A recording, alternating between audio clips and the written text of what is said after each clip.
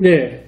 다음은 이제 KBS의 4월 15일. 시사기획창. 4월 4일날 방영. 네, 거의 한 달 됐죠. 시사기획창에 깜짝 놀랐어요. 네.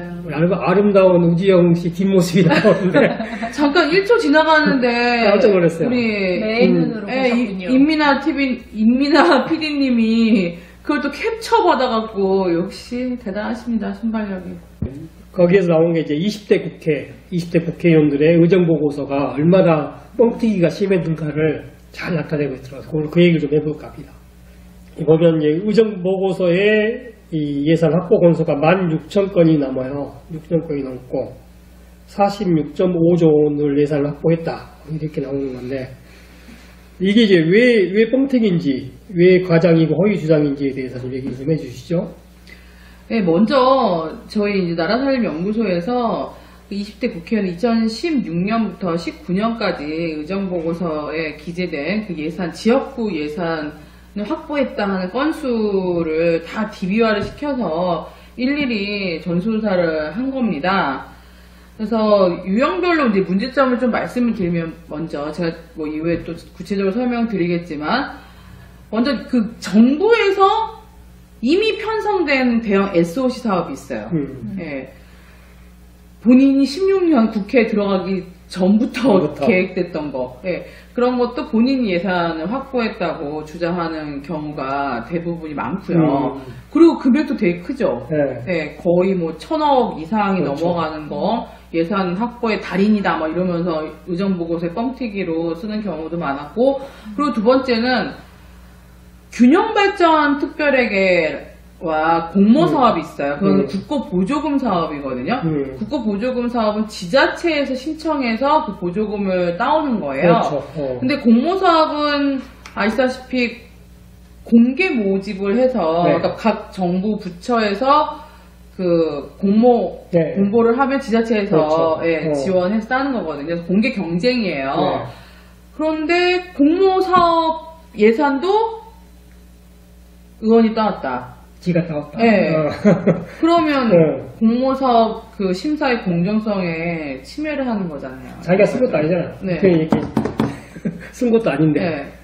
그리고 균형발전 특별회계는 뭐냐면 지역 균형성을 맞추는 거예요. 근데 자기 지역 예산을 따왔다. 그러면 그 균형성이 훼손되는 거잖아요. 그러면 그 지역 균형성을 저해시키는 거거든요. 저는 그거에 좀 문제점이 있다고 봐요. 그러니까 그 말이 사실이면? 네, 사실이면. 네. 그래서 공모사 같은 경우에는 공정성 침해고, 균형 특별회계 같은 경우에는 균형성 저해다. 저는 그렇게 좀 얘기를 하고 싶고, 마지막에 제일 황당한 예산이 이 부분인데, 지자체 예산이 있어요. 네. 정말 국비랑 전혀 상관없는 지자체 그냥 자체 예산이 있거든요. 그 부분도 본인이 따왔다고 의정보고서에 쓰는 경우가 있어요. 그래서 이거는 되게 예전부터 관례적으로 내렸던 건데, 본인 지역구에 이제 지자체 사업이 들어가는 경우에 이제 그 사업 내역을 지자체에서 달라고 합니다. 그러면 이제 자기 지역구에서 있었던 사업들을 의정보고서에 그대로 게재하는, 예, 그런 경우들. 그래서 이 네 가지 문제가 가장 심각한 거죠. 그래서 그거를 유형별로 분석을 한 겁니다. 보니까 그 분석 자료가 어마어마하던데요. 네. 얼마나 걸렸어, 시간은? 시간은 저희가 한 달 정도 걸렸고요. 이거에 대해서 정말 철두철미한 어떤 검증을 하기 위해서 국회의원들 지금 제가 몇 명 대상 이걸 얘기를 안 했네요.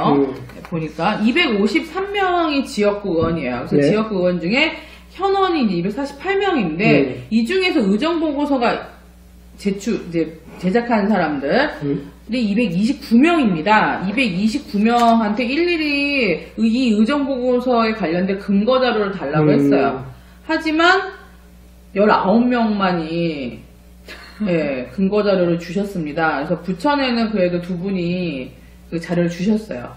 예, 김상희 의원님하고 서른 의원님은 자료를 주셔갖고 예, 되게 감사했고요. 그래서 그 외에 이제 다른 분들은 또 안 주셔서. 그 의정 보고서는 이렇게 모았는데, 네네. 의정 보고서에 관련된 질문을 던졌는데 답변이 질문이 아니라 의정 보고서를 보면요. 이렇게 이걸 설명하면 되게 복잡해지는데 예산서에는 세부 사업명이라는 게 있어요. 네. 근데 세부 사업명을 의정 보고서에 써야 되는데 안 넣죠. 그렇게 안 넣고 그러니까. 다른 이름으로 넣기 때문에 그걸 찾기가 되게 어려워요. 그래서 그거에 대한 정확한 근거 자료와 그러니까 예산 확보액이 얼마고 그리고 예산 확보를 위해서 어떤 노력을 했는지 그걸 달라고 했죠. 그냥 예. 안 줬다는 거죠. 네. 그래서 이 부분은 그리고 또 저희도 확인 작업해야지 이게 또 그렇죠. 방송 나가는 거니까 네. 그래서 그렇게 작업을 했고 먼저 이제 기초 분석한 거를 좀 얘기를 할게요. 앞서 말씀드린 것처럼 전체 데이터가 16,759건이었거든요. 거기서 제일 높은 데가 어디 그러니까 지역별로 따지면 제일 높은 데가 같이 대화하실 거죠? 지금 놀고 계십니까? 장애인이상 끝났다고? 네, 저 혼자 얘기하면 잠시셨습니다. 네. 그래서 끝났다고. 예, 경기도가 가장 많아요. 그러겠죠. 예, 예. 인구도 제일 많고. 건수도 많고 네. 그리고 금액도 가장 많습니다. 그러니까 이게 진짜 예산을 확보했다는 그 실 예산액은 아니에요. 그러니까 예산을 확보했다고 주장한 예, 예산, 주장한 건수. 그렇죠. 예, 예. 그다음에 이제 서울시가 그다음에 제일 많은 거죠. 그러니까 경기도는 46.5조 원 예, 예산 확보를 했다 이렇게 어마어마하네요. 한 겁니다. 의정보고서 작성이 의무인가요? 의정보고서 작성 의무는 아닌데 예산이 나오죠. 그리고 자기가 어차피 이제 선거 운동용이니까. 분야별로는 여러분도 다 예상했듯이 분야가 이제 뭐 문화 관광 분야, 뭐 수송 및 교통 분야, 그 다음에 국토 및 지역개발 이렇게 분야가 있잖아요. 어떤 분야가 가장 많았을까요? 뭐 SOC, 교통. 그러니까 SOC 사업이 제일 컸겠죠. 뭐 어차피 그게 네. 되게 크니까. 그걸 말씀하시는 거 아닙니까? 아니에요. 네. 그건 상식이죠. 네. 맞췄어요. 네, 없습니다. 네. 수송 및 교통 분야가 113조 정도 돼요. 43%로 가장 많았고, 그 다음이 국토 및 지역개발 91조 이렇게 되나요? 분야별도 좀 살펴봤고, 저희 여기 보면 당별로도 또 조사를 했는데, 아니요. 문화 관광은 1.7%밖에 안 돼요. 참고로. 그러니까 네. 수송 및 교통 분야가 많은 이유는 또 주민들이 또 이렇게 원하는 사업이기 때문에 막 철도 깔리고 그다음에 도로 깔리고 이런 거 막 되게 원하잖아요. 네, 그리고 그걸 해야 좀 네. 뭐가 좀 아까 얘도 좋아하시던 거 아까 좀 이거 내용 보고 우리 동네 뭐 도성에 깔린다. 있어 보이고 있어 보이고. 예, 있어 보이고 자기 치적이라고 그렇죠. 이거 철도 이런 이렇게 주민들의 수요를 충족시키기 위한 그러니까요. 아, 난 내가 좋아한 건 명절 때 KTX를 타고 갈 수 있겠구나. 네. 그렇게 해서 주민들이 좀 좋아하는데, 그래서 철도 깔리면 이거 내가 깐 철도야? 막 이렇게 하면 또 치적으로 얘기할 수도 있고, 그렇고요. 정당별로도 좀 봤어요. 네. 정당별로는 어디가 제일 많냐면, 지금 미래통합당이죠. 자영당. 네. 자영당이 금액은 이제 111.8조 원으로 가장 많았고요. 그 다음에 무소속이 무려 67조, 무소속 몇 명 안 되거든요. 네. 근데 되게 많이 부풀려서 또 얘기를 한 게 있어서 그 다음이 오. 67.8조 원으로 무소속이고 민주당이 54.1조. 네, 민주당은 좀 민주당보다 작죠. 무소속이 많아요. 네, 그러니까 그렇게 자기가 예산을 따왔다고 주장하는. 네네네. 오. 그래서 민주당이 근데 건수는 민주당이 좀 많습니다. 네. 잘게 좀 따왔다고 얘기를 한 거죠. 뭐 연도별로는 2019년이 제일 많아요. 총선 전에 그렇죠. 작년이 가장 많고요.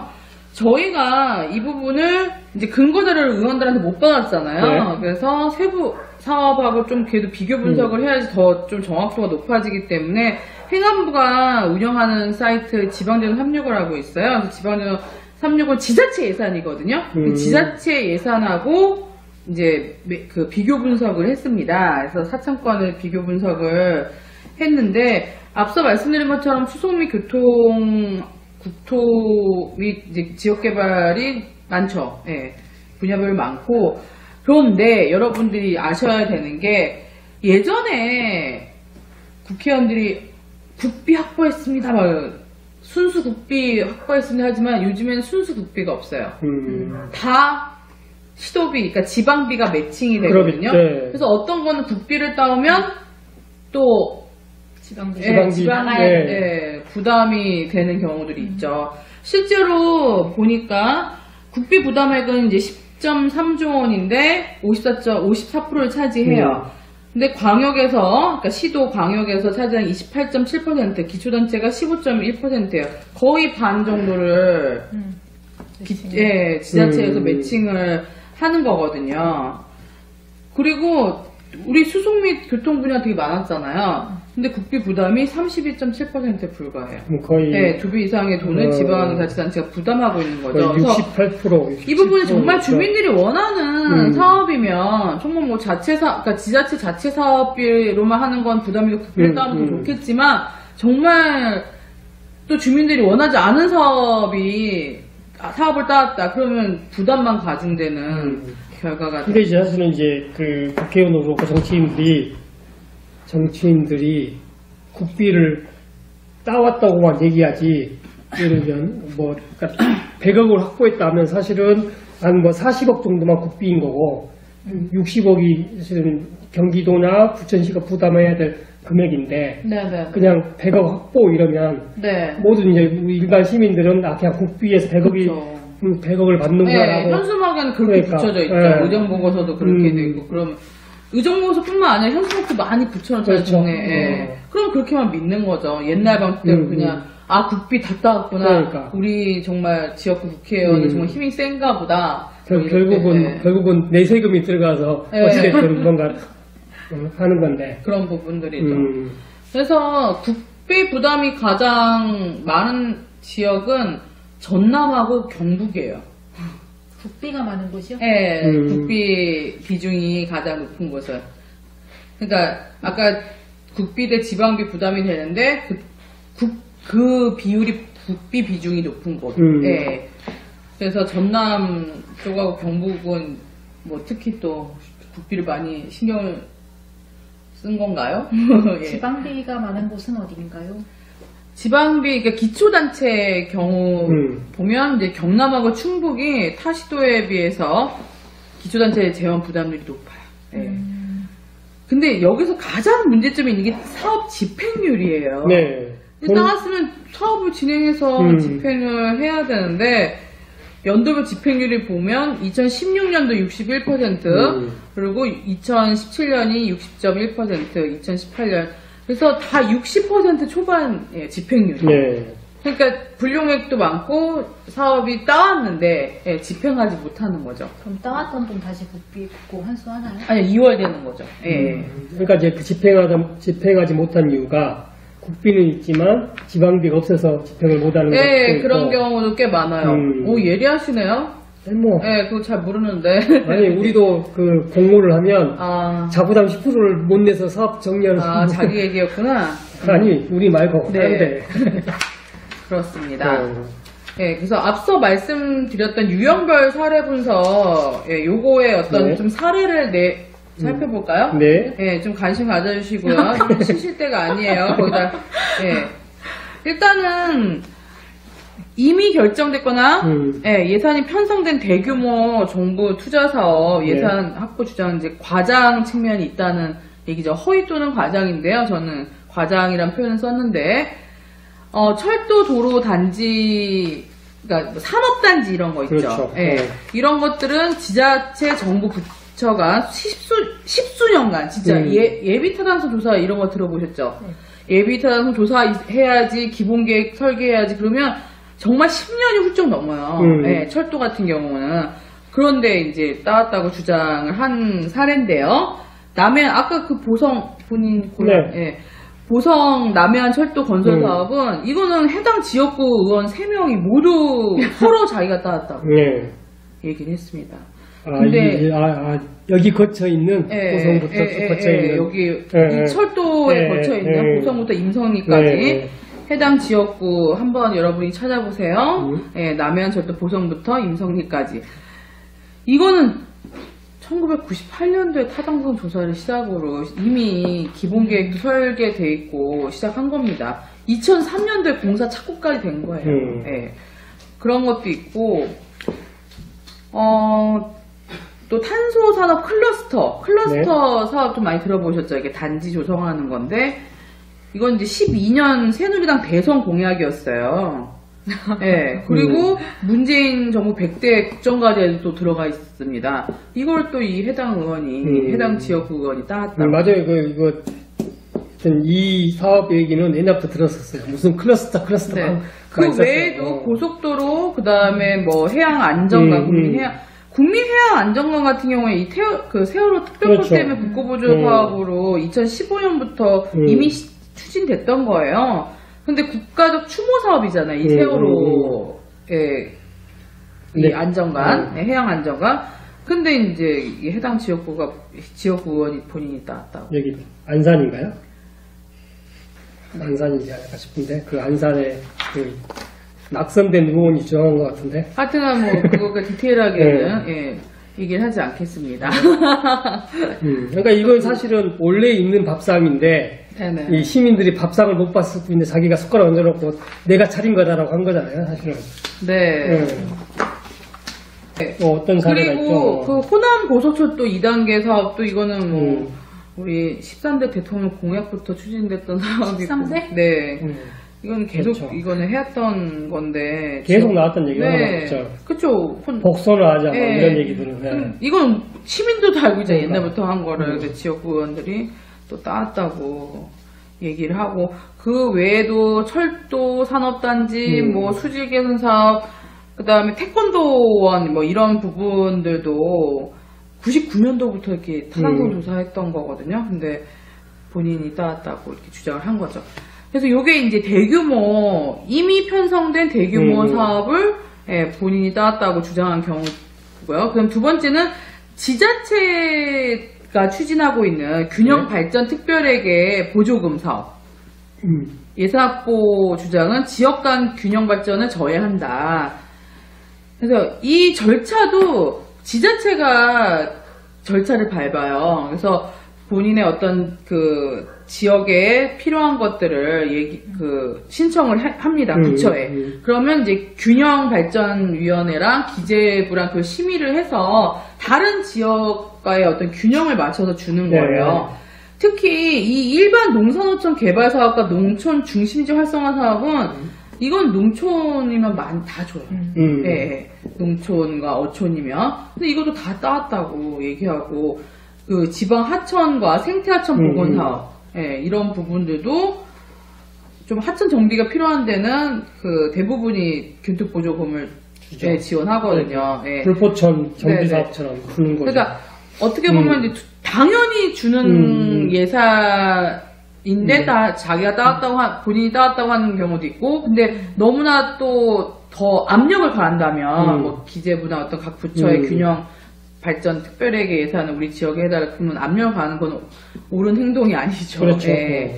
그다음에 이제 세 번째 그 공모 사업. 그 우리 여기 부천 도시재생 사업도 이 공모 사업이에요. 근데 이 공모 사업은 다 심사를 되게 엄격히 합니다. 그렇죠. 왜 그러면 여러 군데가 지자체가 신청을 하니까. 그래서 공모 심사에 공모 사업을 따왔다는 건 공모 심사에 압력을 가했다고 주장하는 셈이 되는 그래서 거잖아요. 국회의원이 네. 공모사업 예산을 자기가 따왔다고 하는 것은 네. 그래서 어떤 국회의원은 무려 8개 국비 공모 사업을 본인이 유치했다고 주장을 했어요. 그래서 그거는 막 8개 공모 사업에 개입을 한 건지 나는 그 사연은 몰라도 그렇게 주장하는 건 맞지가 않다. 실제로 개입하는 경우가 좀 있어요. 공모 사업 선정하는데 있죠. 그 뭐 처벌 사례나 이런 게 있나요? 처벌 사례는 없습니다. 있는데 네. 잘 드러나지. 예. 예. 그러니까 질의를 할 때 어떻게 보면 뭐 목포 그 경우도 목포 사례 있잖아요. 그래서 그것도 이제 연관된 공모 사업인데 그 질의를 하면서 그렇게 얘기를 하면 좀 영향을 미치죠, 부처에. 그래서 그런 부분이고 국비와 전혀 상관없는 지자체 자체 예산. 이게 되게 짜잘한 사업이 많아요. 여기 사례는 좀 큰 사례인데 어떻게 보면 뭐 성명 교체, 그다음 담벼락 그 수선, 막 이런 것들 되게 짜지구려한 사업들도 우리 지역구에서 발생을 한 거는 그것도 그냥 지자체에서 사업 내역을 받아서 그냥 기재하는 경우도 있거든요. 이거 같은 경우 저 어렸을 때 이제 시골이잖아요. 시골이면 그러니까 논에 그 당시 유행했던 게 논기를 그 뭐죠? 그 콘크리트를 하는 게 유행이었어요. 이제 그게 국회의원들이 자기 손가락으로 그러니까 그런 경우. 예. 그런 것들이 예. 그래서 너무나 뭐 지역 주민들이 관심 있는 사업들이라고 해도 다 의정보고서에 본인이 했다고 하는 거는 진짜 허위 과장 홍보라고 말할 수가 있죠. 그래서 이런 경우도 되게 많습니다. 주민 편의 시설 같은 경우 뭐 군립 추모원 이런 것들도 다 본인이 따왔다고 이렇게 얘기를 하는데요. 저희 이제 나라살림연구소 의견은 국회의원은 헌법기관이라고 하잖아요. 네. 그래서 국가적 의지에 초점을 맞춰야 되고 지역에 관련돼서 관심이 가져야죠. 그래서 지역 특성을 고려해서 균형적 시각으로 봐야 된다고 생각합니다. 그래서 지자체장이 할 일이 따로 있고 지방의원이 할 일이 있고 국회의원이 할 일이 있잖아요. 특히 국회의원은 어떤 예산 심의권도 갖고 있기 때문에 중요하지만 예산에 관여하는 게 그래도 제일 중요한 건 입법 활동이겠죠. 그래서 그렇죠. 예산 부분들도 입법 활동과 좀 연계를 해야 되고, 만약에 우리 지역이 만약에 너무 소외됐다. 그럼 그런 것들은 어떤 법 개선, 제도 개선을 통해서 또 예산을 편성을 하게 건의할 수는 있겠죠. 그래서 이게 지역구 예산을 확보했다는 건 정말 옛날 7, 80년대 방식이라고 그렇죠. 좀 보거든요. 그러니까 이게 의정보고서가 사실은 국회의원들이 어떤 입법 활동을 통해서 이 사회를 어떻게 바로잡았는지에 대해서 좀 더 개혁적인 나라를 만들었다는 것을 보여주는 의정보고서가 돼야 되는데. 네네네. 네. 그리고 만약에 지역으로 예산을 많이 그 국비를 지원을 하려고 하면 지방 분권, 이제 재정 분권에 더 힘을 실어줘야 되잖아요. 그래서 관련된 어떤 법안 발의를 하고 또 개선 촉구를 하는 게 더 바람직하다고 저는 생각을 해요. 그래서 이런 그 21대 2 의정보고서 분석을 한 최종 목표는 이번 21대 이제 국회 5월 32일 6월 달부터 등원을 하죠. 예. 그러면 21대 국회의원들은 좀 의정보고서에 이런 부분들은 좀 조심한다는 표현보다, 예, 의정보고서 입법 활동 중심으로, 그 다음에. 제대로 만들었으면 좋겠다. 네네. 좀 정확하게, 정말 예산 확보를 한 활동들은 개최할 수 있죠. 네. 예. 그래서, 그렇게, 의정보고서를 정말 주민의 알 권리를 위해서 제대로, 예, 만들었으면. 그러면 21대 의정보고서도 분석을 할 건가요? 아, 제가요? 아니, 누군가는 해야 되지 않을까요? 네, 뭐, 우리. 제가 아까 장애인 예산할 때 네. 말씀드렸듯이 이런 네. 것을 누군가는 해야 하는데 그러니까. 이렇게 개인 연구소에서 하는 데는 한계가 있습니다. 네, 그래서 좋은 말씀이신데요. 이제 중앙선관위가 얼마 전에 그런 얘기를, 이게 처음 문제가 언제부터 시작이 되냐면, 지금 얼마 전에 총선 있었잖아요. 네. 총선 때 공약이 나오는데, 공약도 약간 허위고 과장된 게 많아요. 그리고 재원추계가 하나도 없거든요. 그렇죠. 그래서 공약 개발 때부터 이걸 정확히 해야 돼요. 정말 자기가 할 수 있는, 그리고 우리 지역 구민들을 위해서 해야 되는 거, 그런 것들을 정확하게 공약을 잡아야 되고, 그다음에 재원추계도 잡아야 되고, 그거에 따라서 의정보고서를 정확하게. 그러니까 왜 그러냐면 사실 2년 후에 지방선거잖아요. 네. 지방선거 때도 똑같이 이렇게 지방의원들이나 시장이나 똑같이 이렇게 얘기를 할 거예요. 아, 예. 우리 지방 예산은 내가 다 따왔다. 네네네. 이런 식으로. 네. 그래서 그런 어떤 관성과 관례를 이번 기회에 예, 좀 개선이 돼야 되고, 그래서 중앙선관위가, 앞서 제가 중앙선관위 얘기하다 말았는데, 중앙선관위가 이번 이제 공약 관련돼서 앞으로는 정당 공약들도 좀 문제가 있거든요. 정당 차원에서. 그래서 이런 예정처와 국회 예정처와 같이 이제 이런 그 공약